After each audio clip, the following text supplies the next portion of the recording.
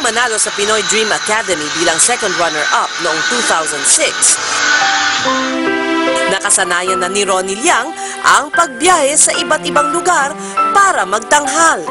Halos nagkakasunod-sunod pa kasi ang mga ito. Pero nang maimbitahang magtanghal sa El Nido, Palawan, sa eroplano pa lamang daw, nakadama na siya ng kaba. Parang sinasabi sa puso ko tsaka sa isip ko na mag-pray ka, hindi ka pa nag-pray. Sabi nga gano'n.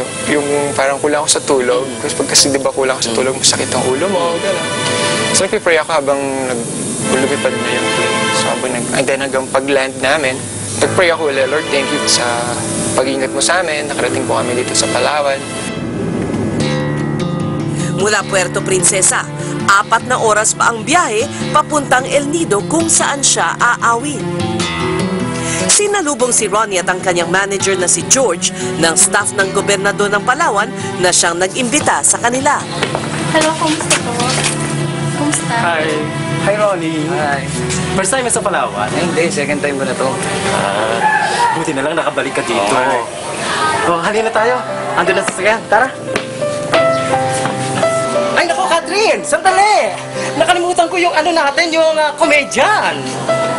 Bukod sa manager at tauhan ng gobernador, kasama rin ni Ronnie sa biyahe papuntang El Nido ang komedyanteng kasama niyang magtatanghal.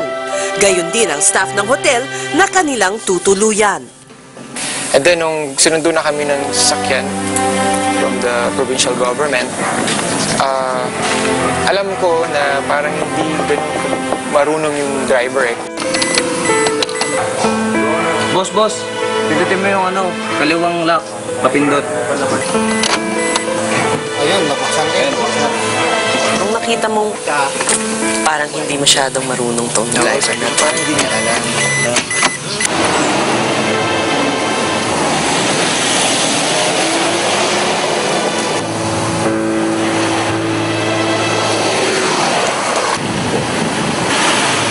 Sabi ko, kung hindi naman marunong mag-drive, pero siguro naman marunong yun. Pero pinipilit kong encourage sarili ko eh. Tapos sabi ko, ayoko nang isipin yun. Sabi ko, muna kasi siguro tutulog ka na.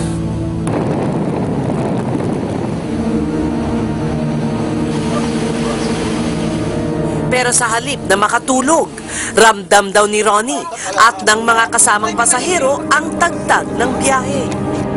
Doon sa 4 hours na yan, doon ko talaga na siguro unang isang oras pa lang, alam ko na hindi siya ganun. Parang wala siya siguro sa condition or natatense ba siya kasi nakatabi niya ako eh. Parang hindi ko alam bakit ganun yung pagdadrive niya. So meron pa nga na ang speed niya 100, di ba pag straight ang daan, okay lang kung mabilis ang takbo mo 100.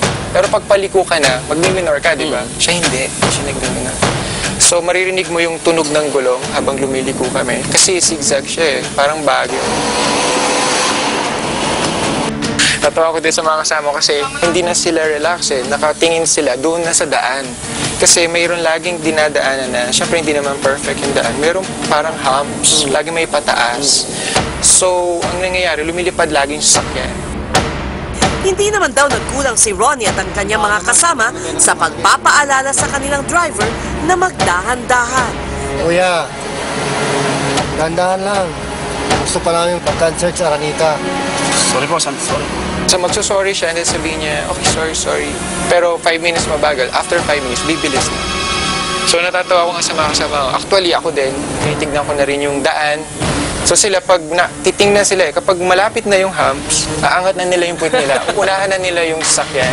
Na at least kung nakaangat ang puwit nila, yung sasakyan na lang ang didikit sa kanila. Ganun ka lang. So, usually, didikit ang ulo mo sa bubong mo sa akin. Nag-doubt na talaga ako. Tapos nag-seatbelt na. Tapos hanggang napadaan na kami sa zigzag ulit and bundok na, then usually dito bangin na. So nag-pray uli ako doon. Humingi akong tawad sa lahat ng mga kasalanan ko na and nag-pray talaga ako and send angels to protect us. Sabi ko kung umawak ng manibalang sinasakyan namin ngayon. Nang mga sandaling iyon, pakiramdam ni Ronnie na wala na sa kanyang kontrol ang kahihinatnan ng kanilang biyahe. Tinatahak nila Ronnie noon ang lubak-lubak na daan patungo sa isang baryo sa Palawan. Dala ng matinding pagod at puyat, hindi napigilan ni Ronnie na ipikit ang kanyang mga mata. Maya-maya lang, isang malakas na pagbangga ang gumising sa kanya.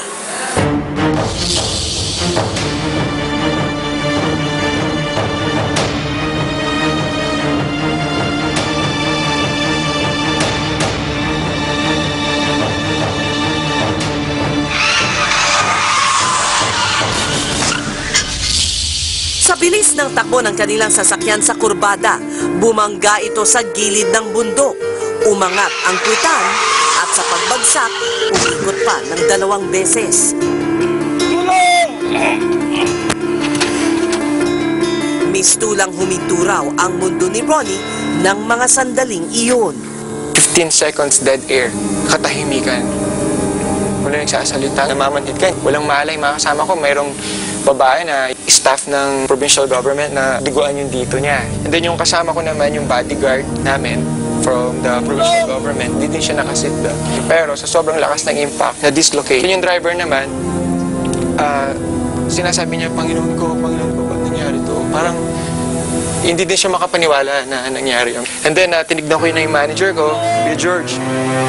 So, yung 30 seconds na hindi niya narinig Kuya George. And then, nung tumingin siya sa akin, ganyan sinabi niya, wala siyang Ang mga kasama, sari-saring sugat ang natamo. Hindi halos makapaniwala si Ronnie na wala siyang pinsalang nakuha sa kanyang katawan. Kinapa ko yung katawan ko.